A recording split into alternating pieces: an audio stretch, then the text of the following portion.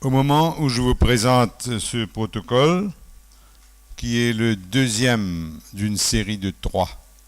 Le premier, ça a été pour les procédures quand c'est un clerc, ça veut dire un prêtre ou un diacre qui est l'abuseur. Maintenant, ce protocole-là, c'est quand il s'agit de quelqu'un qui est en responsabilité dans un mouvement d'église, laïque ou religieux, peu importe, hein, et ça donne, comme on a dit tout à l'heure, des procédures, etc. Mais au moment où nous vous présentons ce protocole, comme vous savez, l'actualité dans le monde a révélé des choses terribles, comme vous savez. Des choses terribles qui se sont passées dans l'Église par des prêtres. Et c'est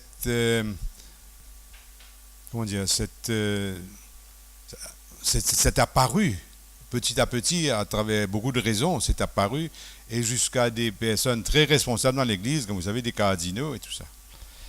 Alors, je ne sais pas comment vous vous sentez, vous aurez l'occasion de le dire tout à l'heure, les jeunes ont commencé déjà à le dire, je les remercie par leur prière, qui a été que je trouvais très belle, très, très simple et très profonde.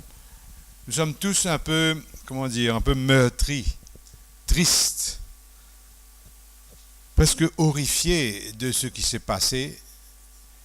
Et comme je le disais, il n'y a pas de mot assez fort pour dire ça. Quand on pense à la souffrance de ces petits, de leur famille, quand on pense aux abuseurs qui quelquefois ont été couverts et à qui on a permis par une espèce de manière de cacher les choses, ils ont permis de continuer et de faire du ravage.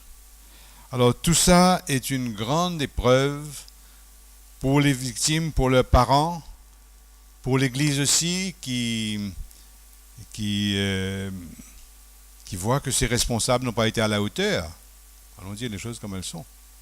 Et c'est triste aussi de voir qu'à cause de tout ça, toutes ces choses qui sont passées dans tellement de pays du monde, qu'aujourd'hui, la confiance dans l'Église a été, comme je dis, entamée. Ça a été entamé. Vous voyez ce que je veux dire là? Ça veut dire que ce n'est pas perdu complètement, mais il y a une perte de confiance quelque part. Et il faut le reconnaître. Alors, devant ces immenses souffrances causées aux victimes et les preuves que cela constitue pour l'Église, ça nous pousse à reconnaître notre péché. Je crois que c'est très important de reconnaître le péché qui est le nôtre, à nous remettre en question et à prendre des mesures pour, comme on le disait tout à l'heure, que ça ne se représente plus. Alors c'est pourquoi nous avons commencé par un long travail qui a pris beaucoup de temps à produire ce protocole. Alors je voudrais remercier le comité qui a travaillé dessus. Le comité, son président, c'est le père Jean-Maurice Labour, qui, comme vous savez, est malade, va rentrer, je crois, ce soir, est encore faible, mais il a été la cheville ouvrière de ce travail. Avec père Hériberto, madame Émilie Duval, psychologue, comme vous savez, le père Kenny, qui est canoniste, qui s'occupe du droit dans l'Église, et on a été aussi aidé par une personne qui est professionnelle dans la loi, pour connaître les lois de l'île Maurice dedans. Alors je profite pour les remercier de leur travail, un long travail qui aboutit aujourd'hui à ce protocole que nous vous présentons. Alors, les mesures qu'on veut prendre, le but c'est d'abord de libérer la parole.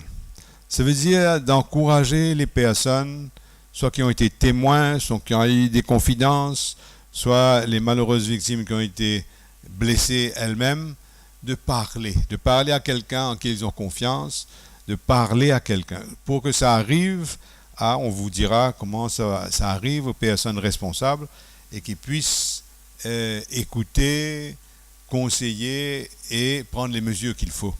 Donc la première chose, c'est de libérer la parole. Même si c'est très douloureux, pour les victimes, c'est très très important. Alors il faut pour ça développer une attitude d'accueil, d'écoute, de compréhension. Comme je dis, c'est ça qui va permettre aux victimes de s'exprimer. Si elles voient qu'on ne va pas parler de ça, laisse ça tranquille, ben, ils ne vont pas parler. Mais si elles voient qu'on est accueillant, qu'on est disposé à écouter, qu'on comprend, là, ils pourront davantage parler. Et puis, le but de ce protocole, c'est aussi de lutter contre ce que le pape appelle, enfin pas le pape seulement, mais qu'il appelle le cléricalisme.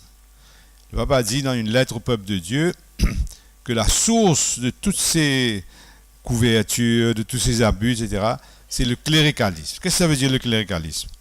C'est comme un cancer, comme il dit, qui ronge l'Église, qui a fait beaucoup de mal. Alors, le cléricalisme, ça veut dire que les clercs, ça veut dire les prêtres, les évêques, les diacres, se protègent d'abord. Et puis, on s'occupe des victimes. Alors, le pape a dit non, d'abord les victimes. Peu importe ce qui se passe pour la réputation des prêtres, des évêques, des cardinaux. Il faut les victimes premières. Alors, c'est ça qu'on appelle lutter contre le cléricalisme, contre ce réflexe que nous avons de protéger l'Église, protéger sa réputation, au lieu de regarder concrètement qui sont les victimes, où elles sont, les aider, les accompagner et les soutenir comme elles ont tellement besoin. Une deuxième chose que le protocole fait, c'est de prévoir les sanctions pour tous ceux qui sont reconnus coupables. Alors, il y a des sanctions de l'Église. Tout à l'heure, on vous expliquera plus en détail. Il y a aussi des sanctions imposées par la loi civile, comme vous savez. Parce qu'un abus sexuel sur un mineur, c'est un délit d'après la loi civile. Alors, l'Église s'engage, comme vous savez, à respecter la loi et encourage même les personnes à faire les démarches qu'il faut pour que ça aille devant une cour civile. C'est très important. Et on s'engage à respecter les verdicts de ces cours-là. Et puis, une autre chose dans ce protocole-là, c'est la grande importance de travailler ensemble. Travailler ensemble, je dis bien, hein, personne seul ne peut se débrouiller dans cette affaire-là. Comme vous savez, même dans notre comité, il faut quelqu'un qui connaît la loi, il faut quelqu'un qui est compétent en psychologie, il faut quelqu'un qui connaît le droit canon, etc. Il faut plusieurs personnes qui, et de notre côté, en plus du comité, il faut qu'il y ait une confiance entre les prêtres qui sont responsables dans les paroisses, entre l'évêque lui-même et les personnes qui sont témoins ou ont entendu, ont recueilli des témoignages, qui montrent qu'il y a des choses qui ne sont pas correctes qui se passent. Donc, travailler ensemble est essentiel. Travailler pas seulement quand il y a une allégation. Ça veut dire quand on connaît un cas. Pas juste pour ça. Ce protocole-là, vous allez voir, nous donne aussi qu'est-ce qu'il faut faire pour prévenir. Prendre des mesures de prévention pour faire tout ce qu'on peut pour empêcher que ça ne se passe.